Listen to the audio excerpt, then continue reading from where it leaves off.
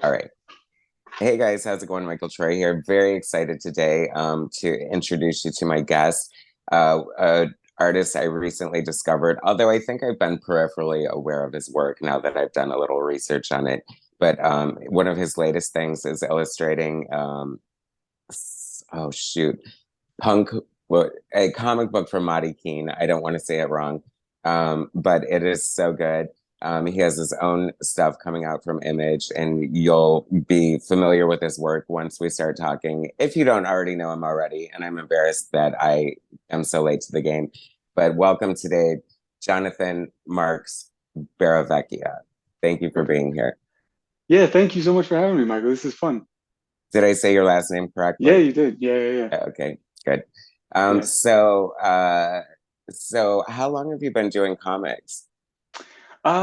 For professionally for uh probably 10 plus years now.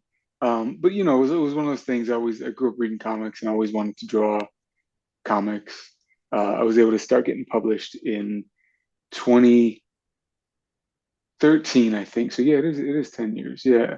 Um, with some work with Aspen Comics and then been doing work with bigger publishers, independent comics, all of it. Love all of it. Yeah. So the book I was talking about where I discovered your work is Punk Boy Slim and Mop Top. Slim Punk and Mop Top Bop. Okay, yeah. A little bit of a tongue twister, but It's yeah, you yeah, yeah. know, so I saw the preview art and it's different for you because I see a lot of your work is painted and Yeah. you're just doing pen and inks and then Mahdi King colored your art and I think it looks so fantastic. Like what a marriage of Yeah, styles. thanks. Like it's so good. How did that come about? Well, Maddie and I have known each other for a couple years through comics and like the art scene in Brooklyn. And he's been on me, man. Like Maddie works hard. He's got all kinds of books coming out, and he's been on me for a little while. Like we got to do something, got to do something. And I don't know for whatever reason. Like I think we were out sketching together or something. And I drew like this gorilla, or he saw a gorilla in my sketchbook or something. And he's like, "That's like we got to build off of that." And the way his mind works, man, it's like, he's got a million ideas. So all of a sudden, off that, so like, yeah, this is kind of cool. And like to your point, the other book I'm working on right now is fully painted. And it was actually I was nervous about doubling up the workload. I obviously wouldn't want the quality to suffer for any of the projects I'm on.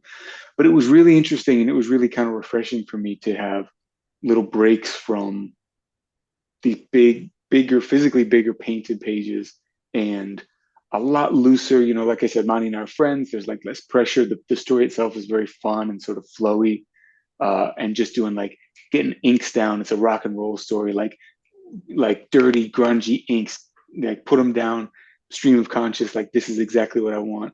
And so bouncing between that and sort of the more, I guess, polished, painted pages was actually really good. And Punk Slim is what I call it, like the abbreviated title. I think Punk Slim came out great. Marty would send me colors back every couple pages, and it was super fun working with him. Yeah, for sure. I've been reviewing his books for a while, and he's just like Mm. such a genius. I really love his stuff. Yeah, it is like fun to do a collaboration. It's weird though. It must be weird to relent some of that control as a painter when you're used to seeing, having I mean, I've collaborated with some of my friends and colored some of their art, and it's always been so rewarding. It's like you just Yeah, never know how you're gonna volley the ball back and forth with each other. yeah, it's nerve wracking. Like we're friends, but still, with the first, actually, to be honest, the first page he sent back, I didn't like it, and I actually didn't even say anything. But for whatever reason, he sent me like one version, and then like an hour later, or something, he sent me something else. And the second one, like he'd hit it, he corrected some of the stuff that I didn't like without me even saying anything. So, and it was fun. Well, that's good. I know it is a process sometimes. So looking at it's funny because of the fact that like I discovered you through Mahdi and he's using you as a guest artist on his superhero comic. Um, I thought that you were just like very like underground and very like obscure kind of artist. And I was like, oh my God, this guy's gonna be so huge and everything like that. And then like embarrassingly, you're like, yeah, I've worked for Marvel. I did Dark Tower. I did this, that, and the other. And looking through your body of work, one of the things that I absolutely love that truly stands out to me, and of course I've seen them on the stands, but didn't attach your name to it at the time, is your Scarlet Witch covers are so good. Oh, thanks. Well, I did the Scarlet Witch was just one of the books I did. I can't remember what the issue was. But some of those covers I can't take credit for. Uh, I think that David Aja did some of those too. Oh, Um, okay. but the interiors for one that some Scarlet Witch stuff was me. But Oh, yeah, I okay. mean, I don't know the hopefully, you know, comics is funny, man. Like I have done a lot of work with some of the bigger publishers, with some of the smaller publishers, with whatever. It's, I don't think uh once you get like a certain amount of momentum, then people start to recognize you. But there's a lot of artists like me, I'm sure, who, like you said, like you've seen some of my stuff, but I'm not that name yet. So we'll see. Maybe, Mahdi and the books coming out. Everything builds on the uh like builds the quality of work grows, the library grows, and then hopefully you build a career out of that. And always, always, always sign your work is what I say. Yeah, yeah, yeah. So you have a big, exciting image comic book coming up. Do you want to tell us about that? Yeah, I'm super excited. So it's called Bear Pirate Viking Queen. It's going to be out spring 2024 from Image Comics.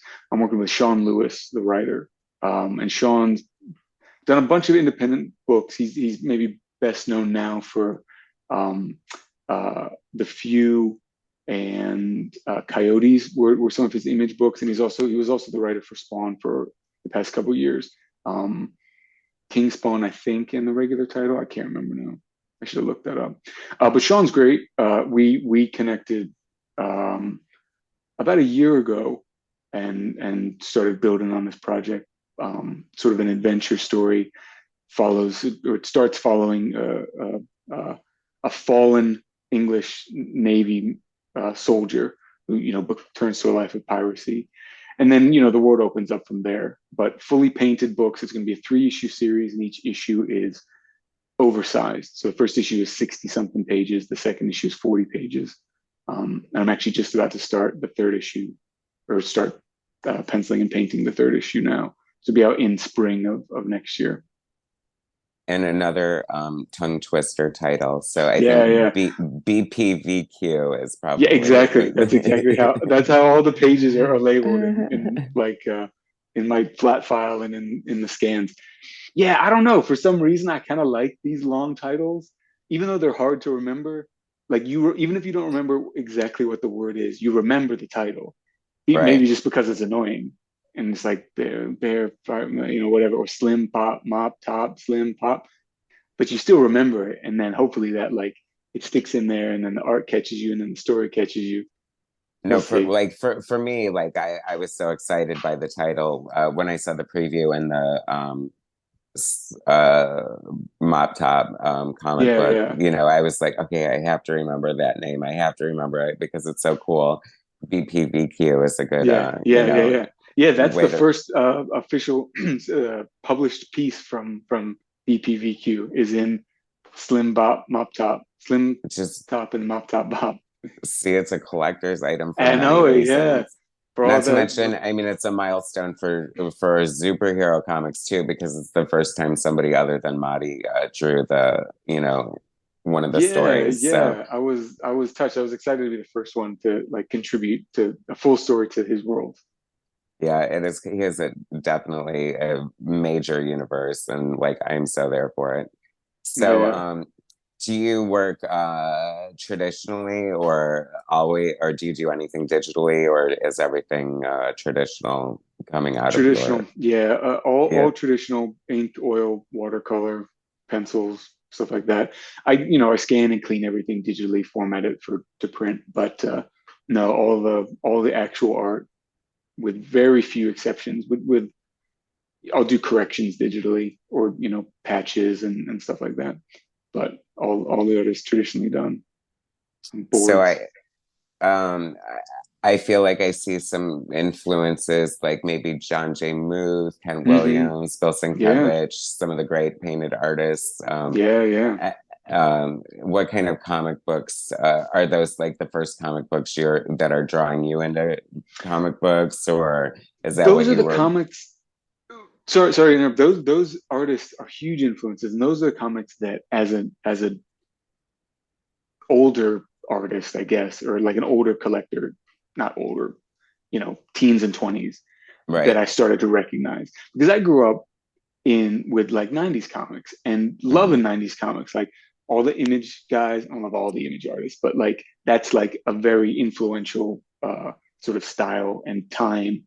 And then, like Joe Madden on X-Men was the best thing that I'd ever seen. Oh yeah. Andy and Adam Kubert were huge influences on my younger work. Um, that's what comics were. That's what I grew up with, and that's what I loved. And then as I was getting older and older, and like really uh, committed to being an illustrator broadly, and then making comics, and not wanting to move away from the other art that really affects me, and the painters and the more classical traditions. That's when I discovered, like, oh, Dave McKean and Kent Williams, Muth, like you said, George Pratt is a huge one too. And none of these, with the exception of McKean, none of these painter artists have a huge body of comic book work.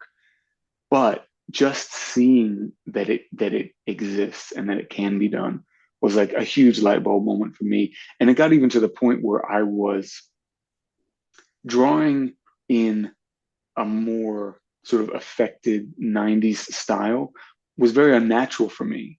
And it was only when I really like stepped back and was like, I want to paint, and I want to be a little bit more loose, and I want to sit down and make these images the way that feels more natural to me, that I really feel like my voice and my style started to come out. It's funny because as an artist myself, I can sort of relate to a lot of that because, like, in my mind, I wanted to be like Adam Hughes, or I wanted to Mm, be, like, I don't know, Art Adams or somebody like that. And I'm just not, you know what I mean? yeah, It's like, I think that's like so important. It's because I think that as an artist, or, you know, you do have your influences. And I think that you kind of have to meet them halfway sometimes, you know what I mean? Because it's better to be the best uh, Jonathan Marks or the best Michael Troy than it is to be a half-assed Bill Sienkiewicz. You know what a I mean? hundred percent, 100%. Yeah, yeah.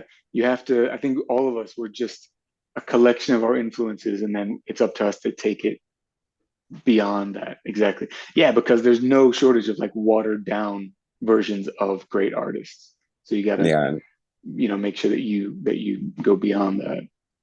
I know since you brought that up, there is this weird faction that I'm sure you're aware of in comics. So the art clones, there are Hmm. it's a lot, but I think it's a derogatory term, or people think of it as one, but I don't think of it as one. I think that a lot of artists start out emulating artists that they like, and usually, if they have any talent at all, they'll evolve beyond that, and they Yeah. might carry over characteristics that. I mean, even an artist like Bill Sienkiewicz, he like takes everything from every artist that he loves, and that's his style. And there's merit in that. You know what I mean? Hmm. It's like you're, everyone's borrowing from everyone. Not to say that I condone like swipes or Of course. ripoffs or tracing or anything like that, but I just think there's so much room for so many different styles and evolutions. I love the evolution of an artist, and I would love to see your like Yeah. early '90s Oh influenced man. stuff. Oh yeah. I'll have to try. I'm, I'll send you some. I'll try to find it. It looks very different. Even if you look back at some of my earliest stuff, when I was working with Aspen, it's very like, I loved Michael Turner's work too, 90s comics, and me trying to like channel that, and it doesn't feel natural. It doesn't look natural to me. But I will say, to your art clone thing, I've told this story before, but when I was first starting out, my like break into comics was just going to conventions and showing people, and then doing that for years and years and years. So I remember speaking with an artist, a published artist, who, it doesn't matter who, but they were very direct with, your stuff is good. It's like, I think that it's there, and the advice was, go look at who's popular right now, see what they're doing, do that, like incorporate that into your work, because that's what sells, and that's what's going to get you work. And I remember thinking, like, yeah, thank you so much, blah blah blah, and thinking like, man, that sucks. What? That's so practical, but so disheartening to me, that like, just rip off whatever's popular now, clone that, copy that, do that, because that's what sells books, and it is a business. But hearing that put so directly was kind of disheartening for me. And this artist has a successful career and certainly knows what they're talking about. But for me, I think, especially hearing that, I didn't want to go that route. And like you were saying, I wanted to like bring in those influences and then grow out of it. Sienkiewicz is a collection of his influences. I'm a collection of mine. You're a collection of yours. But then grow beyond that. I think that's the trick. It is. If you can pull it off. Yeah, it's funny because I think that a lot of traditional good like classic superhero artists from the 80s felt this huge like pressure to sort of Mm. evolve their style to a more image 90s kind of style Yeah, in yeah. order to work. And there, like, I can't think of an example off the top of my head, but there are some hilarious like results because of that out there. One of the things, like, it's funny because John Byrne was such a decrier of image. However, if you look at his run on Wonder Woman, he is like imaging the hell out of it. You know what I mean? She's Yeah, got yeah. guns and like, like it just looks kind of crazy in the beginning. And eventually the art morphed into more of a John Burns sort of classic style. But it's just kind of funny because like looking back at it now, it's kind of stands out like a sore thumb, you know? Yeah, I mean, it dates itself. It's like anything else, like trends never age that well. Like, it always plants you in a very specific time, in art, in fashion, in architecture, in, whatever. It's of a moment. So, if you chase those trends, then good or bad, like you said, like Wonder Woman with guns, like breaking panel borders all the time, whether it's Byrne or not, is like, that's definitely from the 90s. Yeah, for sure. Definitely. So By the way, I forgot to mention you had a birthday a couple days ago. Happy I belated did. birthday. Thank you. I was very happy to see that you're a Virgo. I love Virgos. They're the Yeah, most amazing people. So which leads me to my next question, though. You must have a very regimented work schedule. So I do you want do. to tell us about your process or like what a day in the life of Jonathan Marks looks like? Yeah, yeah. I am. It's funny. I don't know much about the astrology. My wife does, and there's like a bunch of things I do. She's like, yeah, of course, like Virgo. I'm like, okay. But no, I am very regimented. I'm pretty good with a schedule. I wake up usually around 7 o'clock. I'll go to the gym and then come back, breakfast, work till whatever. I'll work from like 9 till 12 or 1, quick lunch, and then work through till 8 or so, and then I make dinner, and then that's it. And it sounds very boring. It sounds very easy and very doable, but it's one of those things where, like, for me, like, being on that set schedule is imperative, like, to get the work done.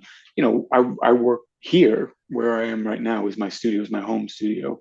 I've worked from home. I've never had an outside studio, and you have to be like pretty regimented in order to be, I want to say successful, but consistent, at least, in, I think, any artistic endeavor. The talent of the artist is not in their ability to create something. I think you are an artist, but one can do exactly what I do, can sit down and paint better than I can paint.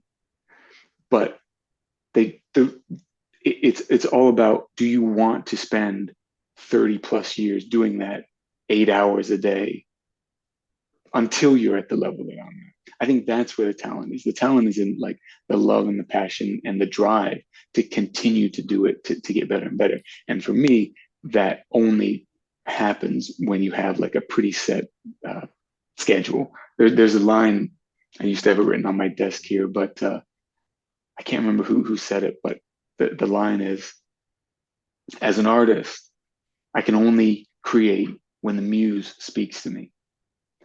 But as a professional, the muse speaks to me every day from 9 a.m. till 12 noon, and then from 12:30 until 9 p.m., and then I have dinner.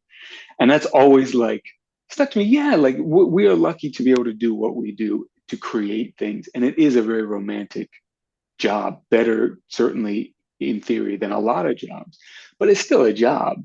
Like there's days where it's fun and there's days where it's not. But I think that if you have to treat it like you have to treat it professionally. For me, that's a big word that I always have in the back of my head, because as much fun as it is, like I have to be respectful of the job and to be professional for the people that I work with too. Otherwise, you're also not going to work for very long. Yeah, for sure. That is a big part of it. And it's funny because you mentioned going to the gym, and I'm low-key annoyed by super muscular comic book artists. I'm like, isn't it good enough to be talented? And then you have all these muscles on top of it. There's But a I couple think dudes out there, super handsome, super muscly. I know when I see it on their little Instagram, I was like, damn, man. Liam Sharp is all, you know. Yeah, yeah, yeah, But yeah. in a way, it makes sense because I imagine, a lot of kids wanted to look like superheroes, so why wouldn't they become bodybuilders? But it True also too. ties in. I feel like it ties into the discipline and the regimen. Like you have to have discipline to do something like that. So, plus, it's also good for your a sound mind and a sound body kind of 100%. yeah. Yeah, So I think that is a shining example of another way to be a good artist, is to yeah, take I care of think so. yourself and you You know have to. You take have care to. of I you mean, you're talk about the sitting at this mental desk part for of it. 8 hours a day. You got to do something else to like stretch your body. Otherwise, yeah, Yeah, exactly. I know there should I don't know. There should be some sort of program or something, like, I don't know, you know, um, an art desk that also does cardio while you sit at yeah. it. Like, what's it? The desk that have the treadmill underneath. That's a little extra, right? I mean, you should separate your passions to an extent. That's true. I think that is it in Studio Ghibli, they have mandatory like work breaks where they'll stand up and do calisthenics for whatever 5 minutes every hour, 2 hours, little arm raises or touch your toes or I don't Yeah, know. I'm so glad I'm not part of that life. Yeah, yeah, that is some serious work for sure. So, are you from New York or? I grew up in Virginia, but we live in New York. I actually, you're in LA or you're in I California? am in LA, yeah. Yeah, I used to live in LA too, and my wife and I met out there. So I know that world kind of. Is that when you worked at Aspen? Were you living here Yeah, or yeah, yeah, yeah, yeah? yeah. Um, so those guys were, I think, are still in Culver City. Oh yeah. Yeah, yeah. Yeah, that's So, cool. but yeah, no. So I grew up in Virginia, and then at 18, I graduated high school, and like I don't want to live in Virginia. I don't want to live in the South, and I was able to travel and live a bunch of different places, a bunch of big cities, and learn, grow as a person, grow as an artist, learn a lot. But I love New York.